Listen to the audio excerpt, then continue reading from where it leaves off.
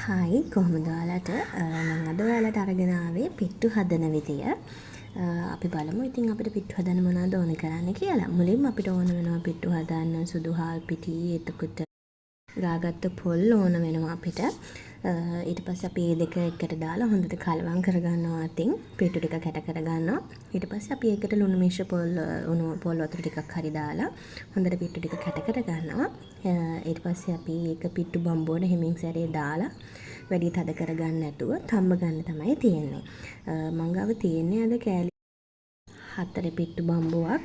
ඒකේ තම්බ ගන්න එක ලේසි. මොකද එකපාර ගෑස් යන්නේ නැතුව අපිට තම්බ ගන්න පුළුවන්. පිට්ටු ටික තැම්බෙන්න දාලා මම පොල් ටික මිරික ගන්න තමයි දැන් හදන්නේ.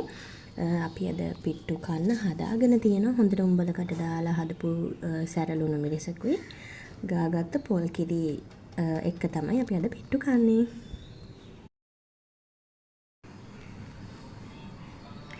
මේ තියෙන ඉතින් මම තඹගත්ත පිට්ටුව ලිපෙන් බාගත්තයින් පස්සේ තියෙන විදිය මේ විදිහට තමයි පිට්ටුව ලිපෙන් බාගත්තයින් පස්සේ තියෙන හොඳට දුම් දාන ගමන් දැන් ඉතින් අපිට කන්න තමයි තියෙන්නේ.